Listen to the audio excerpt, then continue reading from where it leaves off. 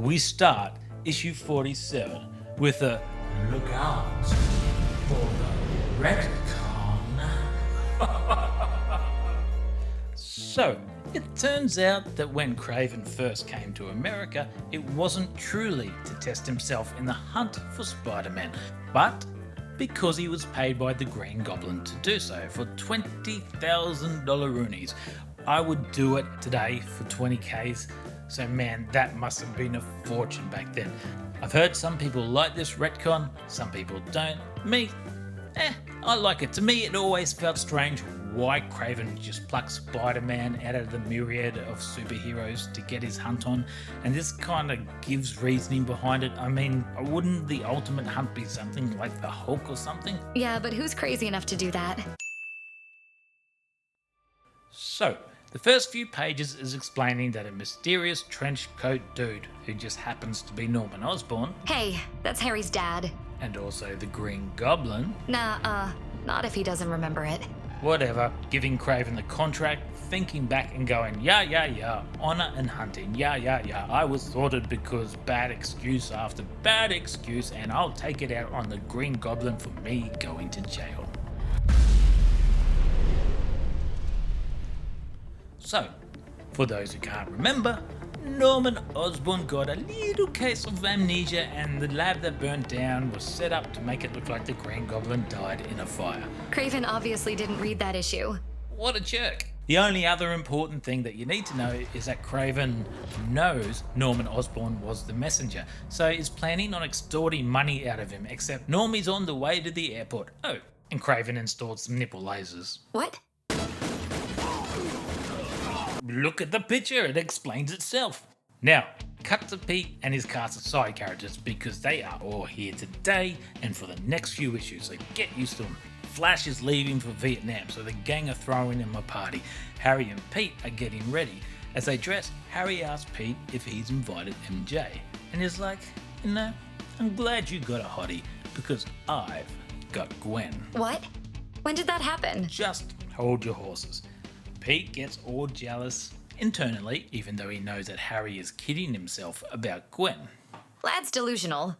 Yep, but then Norman Osborn turns up on his way to the airport, and Pete meets him officially for the first time, and we kinda get this scene. It reads very plainly, but knowing the underlying issues and relationship, the whole scene has that dark insinuation of everyone who's in that room and what's to come, and even though it plays very straight. What's more unbelievable is Normie, that he can't stay long because he's got a flight in an hour. Like, he doesn't even need to get there 15 hours beforehand. What a world they lived in back then.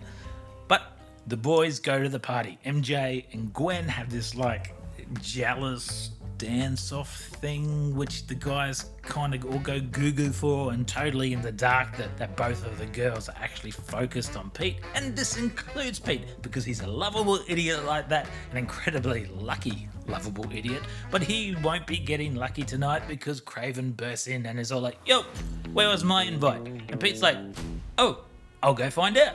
And he ducks out. He's getting changed into Spider-Man, isn't he? Yeah, he's getting changed into Spider-Man. It's the name of the book, isn't it? Kraven teenager naps Harry and is like, get me your father. And Spidey's like, here's your invite, sucker. Kraven's like, there never was an invite, was there? You're dead, Spider-Man, and launches the dragon uppercut. Spidey replies with a double kick to the chin. Kraven replies in kind. They fight, they dodge, but just as Spidey's got him on the back foot, nipple blasts. Oh, the humanity. I'm so glad they were actually used. Spidey is, well, he's not well. His brain is all mush, he knows what to do, but his body can't do it. Kraven clocks him, dazing him, but J. Jonah Jameson has been on the phone to the airport. He's told Normie to come back quick, so he does. What, no traffic? Shush you. Kraven leaves Spider-Man behind and grabs Norman Osborn as he turns up. He's like, tell me everything. And Norman's like, I legit do not know what the hell you're talking about. And Kraven's jungle hunting abilities are like, you know what? You're actually telling the truth. Weird. So Norman Osborn's now amnesia has actually worked for him. But Craven's like, who cares? I beat Spider-Man. I beat Spider-Man. So I'm off to see the wizard. Ta-ta for now. And that's pretty much it. Adrian Toombs is dying. Dying for a good time, that is. No, actually, he's just dying in the normal sense. Anyway, on his supposed deathbed, he tells his cellmate, Blackie Drago, where he buried his spare set of wings. Just 500 yards outside the jail. So if he ever got caught, he could escape, dig them up, and get out again. So Drago's all like, secret's out. By the way, old man, it was me who caused that accident that put you in hospital. Just so you tell me the secret. And old Toombs is like, you dirty rascal. But yeah, he's dying and stuff. So Drago escapes prison. Of course. Just like that. And he gets the wings. Despite the cops realising he's escaped and having to dig up the wings, plus finding them despite there being a foot cover of snow over them. But anyway, he buggers off and starts committing vulture-related crimes. Meanwhile, Pete's at home, embarrassed by his Craven beating, but is coming down with the flu. He sees the vulture on the TV and despite barely being able to stand, says, I gotta do this. He finds the vulture on the bridge. What follows is your typical vulture-spider fight scene. Spidey starts with a smack to the face, tailing the vulture after webbing his legs. The vulture moves this way and that, sharp turns to whiplash Spider-Man off. And it's successful. Head and sinuses already full. Spider-Man is struggling just to stand up. The vulture goes in for a headlock with his legs, squeezing the snot out of him. So Spidey rabbit chops his legs, seeking the safety of a nearby building. If only he could just get his act together. He falls to the snow-covered roof, tired and exhausted, unmoving. The vulture retreats, looking down at him. If the fall hasn't finished him, then the freezing cold will. Spider-Man has now lost 2 fights in as many issues and may have just fought his last. We pick back up with Spidey in issue 49. He's not dead, but he's still groggy. He gets home, sore and bruised, and crawls into bed just before Harry gets home. Meanwhile, Craven is angry because the vulture gets a whole heap of press for defeating Spider-Man, so takes it out on his cat. Also, this is the cat he fights. This is his rug. Oh, kitty cat. The next day, evil Overlord May wants to make sure Pete is truly sick because she no longer has the sheer pleasure of being able to torture him in her own home. Despite him saying he's feeling better, she calls the doctor just to embarrass him. Then MJ and Gwen show up. Mrs. Watson is there, and all Pete wants to do is get out and stop the vulture. Turns out he might not have to, as Craven has already hunted him down. 2 supervillains going at it. Of course, that's all over the radio. Pete sees a chance. The gang are all in the lounge room chatting and he sneaks out.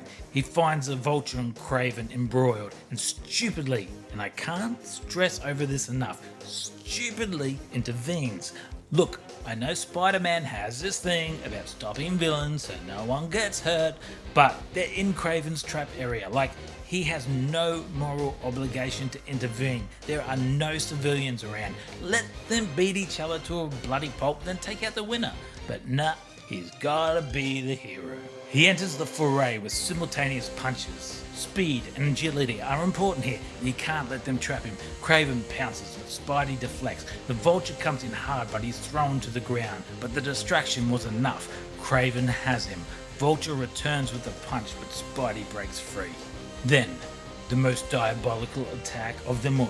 Nipple gun, baby. Spidey dodges, and zap, the vulture is taken down. It's one-on-one time, baby. He launches himself at Craven, ripping out the nipple zapper wires, and then, with an almighty punch, knocks Craven clean out.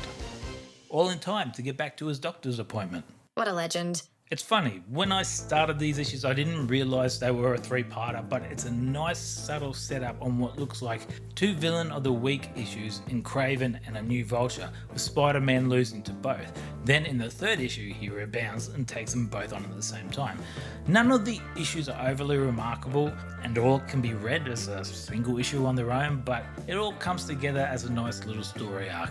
saying that there's an emphasis on none of the issues being overly remarkable. For the most part, it feels like an almost plateau for the Amazing Spider-Man at this stage. Villain of the week with no overly great stakes at play. Even Pete's personal life appears to stagnate. The Gwen or MJ dilemma rolls on through each episode without progressing. Evil Overlord May and Mrs. Watson have way too many scenes for my liking. It's like they're trying to force all the side characters into every issue. The only real progression is Pete's now living with Harry. Overall, the issues are fine, just that, they're fine. Still better than most other books at the time, but probably not a standout in their overall scheme of things. Hey, thanks for listening. If you enjoyed this approach, please like and subscribe for more videos. And remember, if you're interested in reading the full story, the easiest way is to sign up to Marvel Unlimited at marvel.com/unlimited. I need to breathe.